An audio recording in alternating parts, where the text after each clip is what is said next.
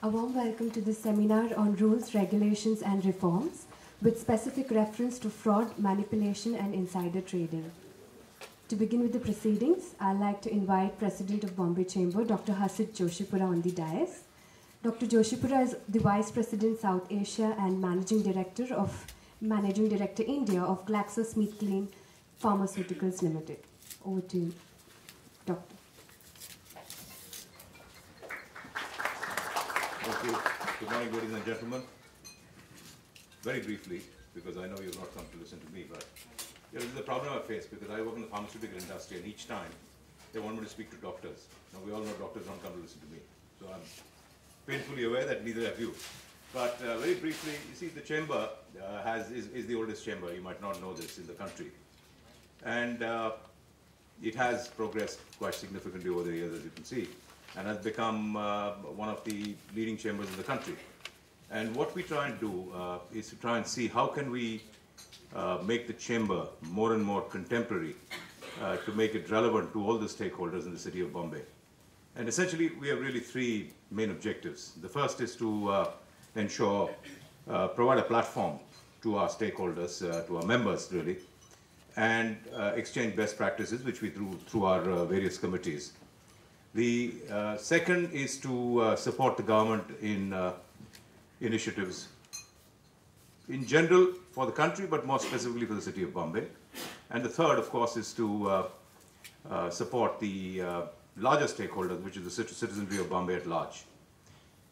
Given that, we were thinking about how should we look at evolving the chamber so that its offerings are more broad-based. And at the beginning of the year, we recognized that when the chamber was conceived, Bombay was a manufacturing hub. And over time and over the years, as it happens with most mega metros and commercial centers like Bombay, it's really become more of a service center. And the question was, how do we ensure that we become relevant as a chamber to the service industry? And primarily in Bombay, it is the financial services industry. And with that in mind, really, it is Ashit who took the lead. And we kicked off with the Private Equity and Venture Capital Committee, and more will follow, with the clear idea that we can be of relevance to them because A, it provides a platform. Most of them are housed in the city of Bombay. And more importantly, most of the regulators are housed in the city of Bombay. So that allows us to be able to provide a platform for them to interact on various issues. So in that regard, I'm really personally pleased to see that, the effort which Ashit has put in over the last several months has culminated in the first such event, which might be of use to all of you. Particularly relevant now, as you would imagine, is a topic like this, because, I can't think of any geography now growing or with the potential to grow that we have, and I don't need to tell you that. Of course, today Europe has announced the $1 trillion investment, but Europe is in trouble. The US grew at 5%, but the rest of the world, China, as you know, has grown the lowest in the last several years and not expected to grow. So in that context, the focus on India and the Indian capital markets, which of course have done exceptionally well over the last several months, becomes even more paramount. And to our stakeholders, it becomes important because it provides an exit. And in that context, I think the topic for today is particularly relevant because it ensures that the reputation that the Indian equity market enjoys around the world not only continues but is given a fillip. So without much ado, let me wish you a great proceedings for the day, and thank you once again for being with us today. And a big thank you to Ashit to have brought this to this stage. Thank you, ladies and gentlemen. Thank you, Dr. Joshipura. I now invite Mr. Ashit Kampani on the dais to set the theme for this session. Mr. Kampani is currently the chairman of the PEVC committee at Bombay Chamber, and he is the financial advisor at Cosmic Mandala 15 group of companies. And prior to this, he was the MD of GM Financial Securities. Please. Come.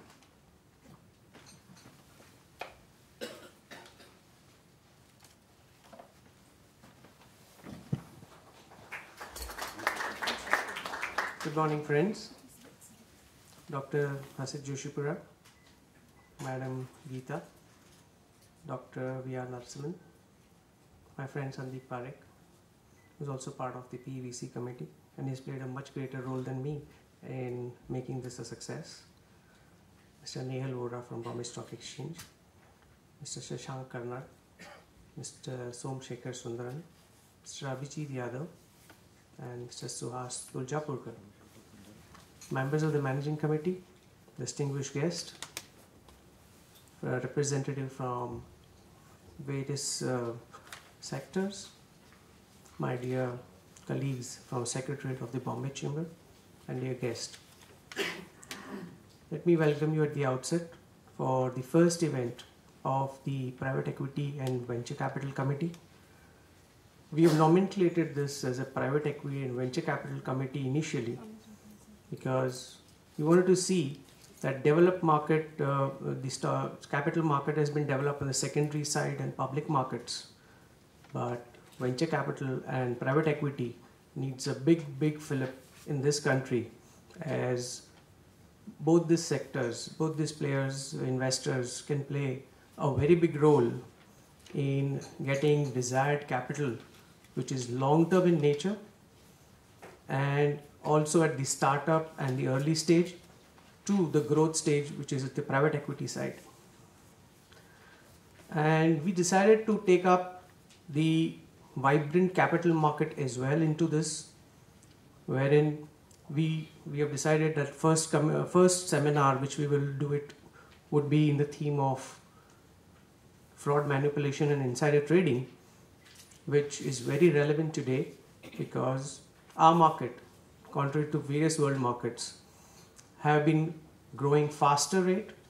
A lot of money is coming in, and rules and regulations which has been prescribed by the regulator needs to be adhered, needs to be looked into upon how we can work together to make sure that investors feel much safer while playing in the capital market. The capital markets are for making and losing money, because at any point of time, if somebody is buying, somebody is selling. Because somebody feels it is attractive and somebody feels it is overpriced. And the information dissemination is very important. If the information is not distributed equally, then there are chances that some people takes advantage of the situation versus the rest. That is where the insider trading comes in. My experience of the capital market of more than 30 years tells me that I have seen from beginning where on the floor trading takes place, and it used to be famously known that there is some news, you should buy the stock. And only select people will have such news to buy the stock, and rest of the people will have to follow. As we progressed, we saw two major upheavals in the market. One was during the time of Mr. Harshad Mehta, the other was during the time of Mr. Ketan Parekh. The two were very different. Then at the time of Mr. Harshad Mehta, it was all open outcry system of trading. At the time of Mr. Ketan Parekh, the computerized trading was still at a nascent stage, because with the lead of BSE and NSE, the computerized trading had just begun and was picking up. And then we saw this year 2000 where there's a big upheaval. But yes, in the last 14 years, we have matured a lot. And the participants have understood, the KYC norms have taken off well, and a lot of initiative by both exchanges and the regulator have helped many investors. not taking much of your time and inviting all the panelists, I would like to thank you all once again that you have made your time during a busy schedule to make this a success. Thank you.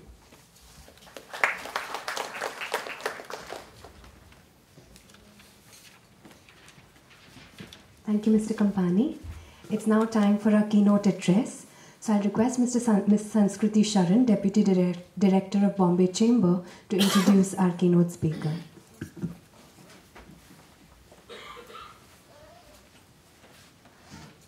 A very warm good morning to all of you. And I must confess that I'm really, really grateful to all the distinguished speakers here present. And my personal, thanks to Dr. Narasimhan, Mr. Nehal Vora, Mr. Sandeep Parikh, who was there through and through to do this program in the best possible way. My chairman, Mr. Ashit Kampani, who really encouraged me through and through with his valuable words. Ms. Geeta ji from SEBI. Without the regulatory body, we cannot, assume to carry forward our intention to discuss this theme. So, may I introduce Ms. Geeta ji? It's really an opportunity to introduce a representative body from SEBI. Ms. Geeta has been a postgraduate in law of taxation. She has been a lawyer at the district and subordinate courts and the High Court of Kerala for 7 years. Simultaneously, she was a lecturer at Evening College Center for Legal Studies, where she taught for 3 years. She also worked in the legal department of RBI from 2002 until 2009.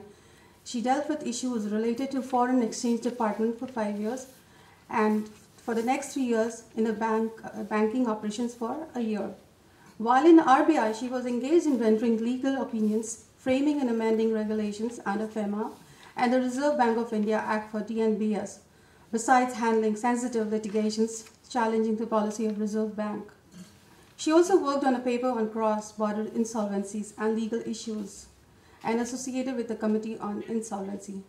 Later, she joined SEBI in the year July 2009 as DGM. She heads one of the division of Enforcement Department as EFD, but now she has joined the LAD Division Legal Affairs Department. And for the last over 2 years, she has been dealing with the in-house references related to the regulatory and non-enforcement aspects of SEBI. May I welcome Ms. Geeta ji and to come over here on the dais. Thank you so much.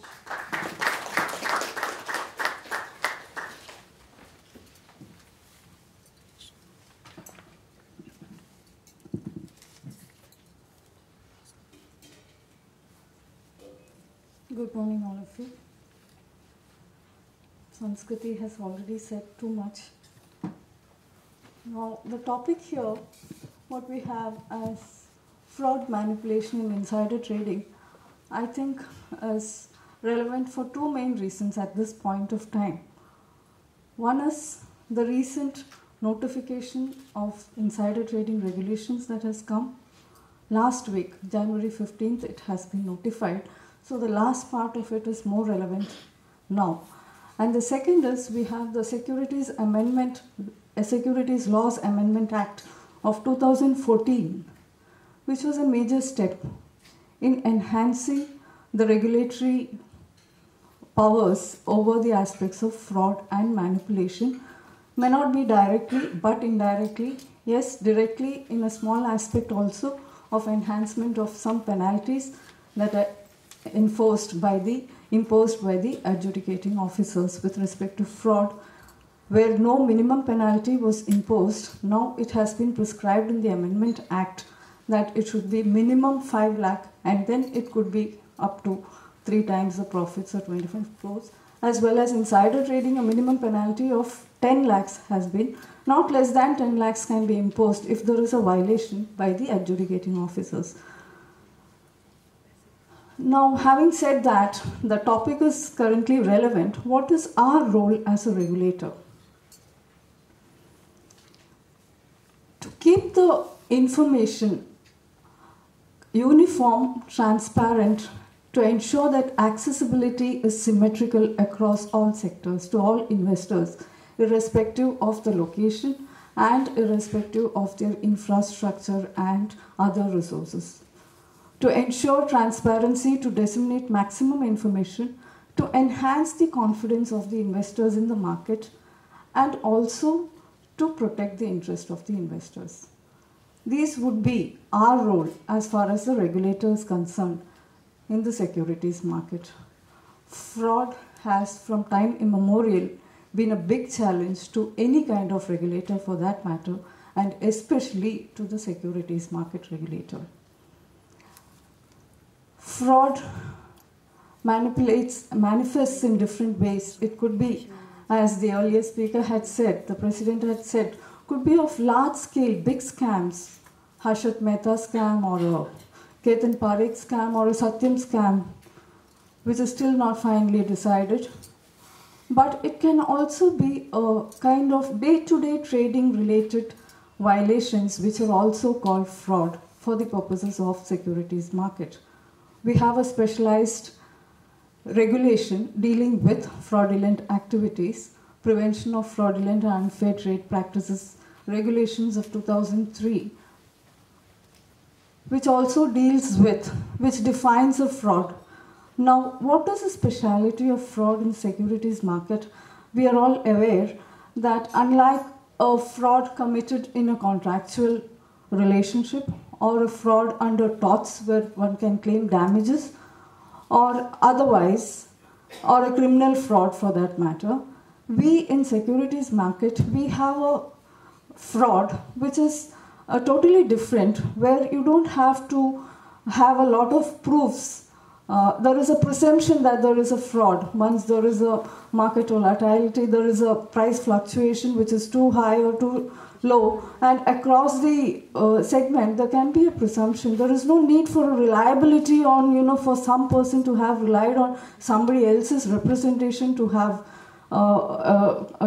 been a complainant before a court or anywhere.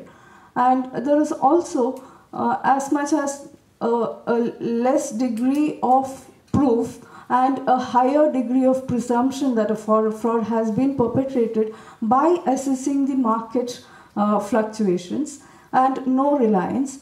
There need not be an intention to deceive at all, even without an intention to deceive, which is unlike in a criminal matter or in a contractual matter. There need not be an intention to deceive. Likewise, there need not be a wrongful gain that has been made or a loss of an avoidance of losses that has been benefited to the other party who has perpetrated the fraud. So the concept of fraud is totally different as we generally understand in other spheres of law. So in community, when we talk about fraud in securities market, it's like it has a widespread impact, and that's why it's called a fraud. Now, as far as the regulators' market abuse and what we call as the prohibitive market behavior, prohibited market behavior, all these three headings fall under that: fraud, manipulation, as well as the insider trading activities. All these are generally called the prohibited activities in a securities market. Now, is there any distinction between fraud and manipulation? That's a big question, because a fraud, manipulation is also a variant of fraud, or fraud, it is a subset of fraud. Fraud is the larger set because fraud includes price manipulation. I believe in this when BCC has chosen this topic, probably wanted to draw a distinction between the general kind of fraud and the market manipulation related violations relating to price hike, artificial volume creation, or artificial non-effective transfers that are happening in the market, and other such things where false rumors are being spread. All these are all manifestations of, you can say, fraud as well as manipulation. I don't know how exactly to distinguish. I would like to learn how distinction can be made between fraud and manipulation in the strict technical sense of it. So I presume it is market manipulation that we are talking about. Now, under PFUTP, we have actions like what SEBI can do. I think all of us are aware over here. I don't know the profile of the participants, but however, we have a three-layered structure of enforcement actions from the regulator. One is appointment of an adjudicating officer to see what kind of a violation has been done by the person, and an penalty, which is monetary penalty, that is being imposed. The second is Section 11B proceeding or 11.4 proceeding, which is more of a preventive and remedial in nature, which is initiated at the level of the whole-time member of the board. And there are all kinds of directions that can be issued, ranging from prohibiting a person from accessing the market and trading in the market, buying and selling in the market. Accessing is different, raising capital, and trading is day-to-day trading, buying and selling. And also disgorgement we have done. There can be any kind of, like we can say that the dividend should not be released. The kind of attachment also is happening. So we can, there is no end to exercise of issuance of powers under Section 11B. It could be of any nature, to keep the market clean and clear, to keep the fraudulent elements outside the market. So for specified period, even some people have been sent for 14 years exile from the market in famous cases. Now, the third is when intermediaries are committing frauds. We have the intermediaries regulations, under which we see intermediaries are those registered entities with SEBI, where the license is held with the authorization of SEBI, which can be considered for cancellation or suspension or revocation or whatever be, depending on the gravity of the violation committed by the person. So these are the enforcement measures that we take in a fraudulent matter. Now, going to, I just mentioned about the Securities Act, Laws Amendment Act of 2014. Just to give you a brief of what has happened in that, mainly, I wouldn't go into the CIS aspects, but mainly the other things that have happened is that we have been given powers to attach. The regulator has the powers to attach movable and immovable properties, recover the dues, arrest and detention of the person, even attach the bank accounts and all that, appoint receivers. So wide range of powers have been given, and these are like wherever the penalty has been pending, due and pending for years together, that has been recovered after the conferment of these powers on the regulator recently. Now, we also have a power to review the AO orders, adjudicating officers' orders, where the board is of the opinion that it is for the gravity not proportionate to the gravity. Where it is less, the review can be done and increased. The penalty against the entity can be increased. Then we have the search and seizure power also. Search and seizure, to the extent that though we approach the parliament with wider powers of being issued, the search warrant being issued, the powers being vested with our chairman SEBI, in deserving cases to go and conduct a search and seizure, that was not taken, and we were given a better remedy in the sense we were designated with a court, and that court can issue warrant and authorize the search and seizure. Now, in attachment and recovery, very strangely from a legal perspective, when I look, we get a power wherever there is a direction of a refund issued by SEBI against an entity, a direction to repay the depositors, for instance, that's been passed by SEBI, and that has not been complied with by any entity, then we have an overriding power over anybody else in the system, any lender or anybody who is there in the system. So without prejudice to all their claims, ours stands on the top priority, and this will be allowed by any courts to have an overriding effect on other claims. Now, coming to insider trading, SEBI has had the fortune of having the benefit of a very erudite judge who had the weight of experience of about six years, I think 5 years and an extended period, Justice to make his contribution towards the insider trading, enhancement of the improving our regulations in tackling insider trading cases.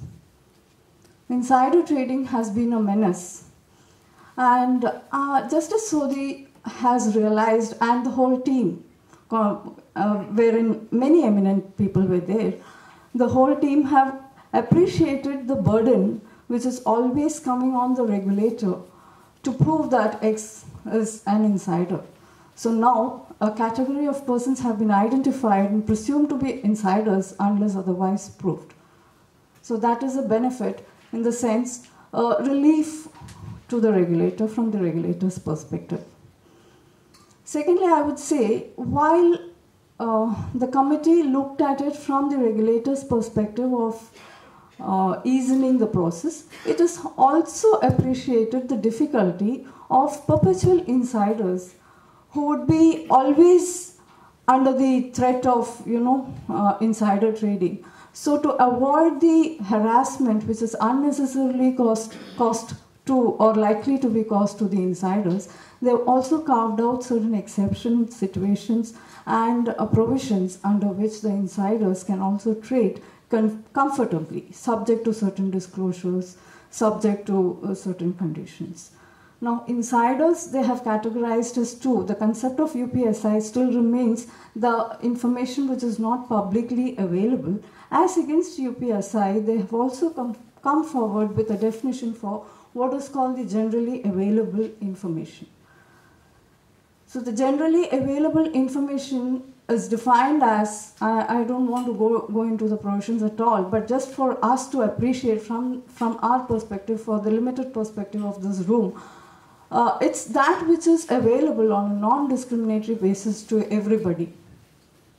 So it is not really limited to the stock exchange disclosures. It can be anything in the social media, anywhere, in the news reports, anywhere, but it need not be only the disclosures that are made to the stock exchange. So if it is generally available and more emphasis is on non-discriminatory basis, there is no discrimination of availability of that material which is there in the market depending on the resource of the person, whether he can procure it at a reasonable rate or is it too highly priced, the access to that particular research report, for instance, is it equally available to anybody who wants to see such a report, or is it being circulated to a limited number of people? So the public, what is generally public availability, general availability of the information is being defined, and UPSI still, it is the unpublished information,